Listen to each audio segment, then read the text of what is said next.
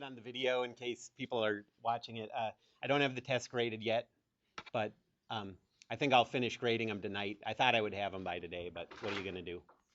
Um, so if you check tomorrow, anytime tomorrow, I think your score will be up on D2L.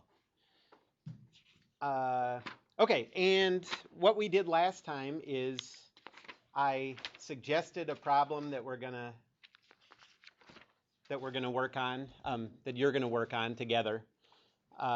It is the last problem. So I've been trying to really hammer example problems on the structures because, like I said, to me, this is sort of the heart of this class.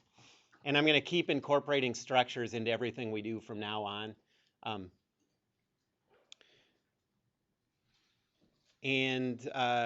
Since I'm going to pretty much, so last time I taught deform in the spring, the people who were taking deform hadn't taken statics from me, but now that most people will have taken statics with me, I'm going to sort of keep hammering structures all through deform next year too. So, like for example, like how do you do that? Like in deform, you do problems like this.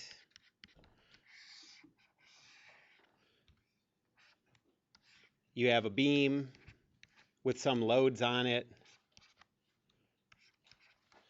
and you have to calculate the internal, like the internal loads, and you have to calculate the stresses and strains at each point along this beam. Well, just like you could do it with a single beam like this, you could do it with a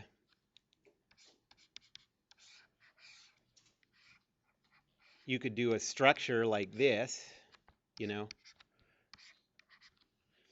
and first solve the structure, then sort of choose a appropriate coordinate system for each member and do the calculate the internal loads, and let's even say, you know, maybe put some distributed loads in there on the structure, and then break it up into separate members and do the internal load calculations and then the stress strain analysis on the structure, you know.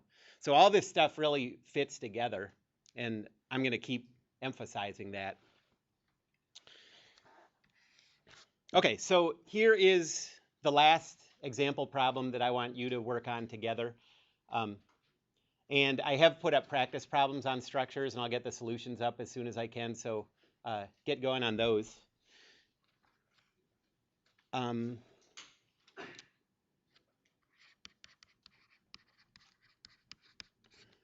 So the problem is an equilateral triangle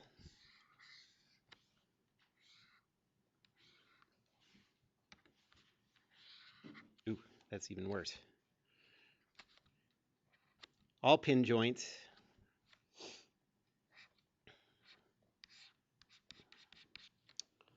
and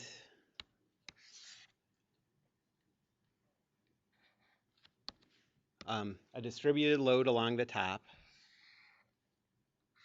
with a triangular shape. And up here it's 10,000 newtons per meter. And is that enough? You wouldn't want to build something like this because it just tips right over. So let's put in one more constraint. I'll put a cable from the side. And it's equilateral, so all the angles are the same, and that means all the lengths are the same, and the lengths are 1 meter each.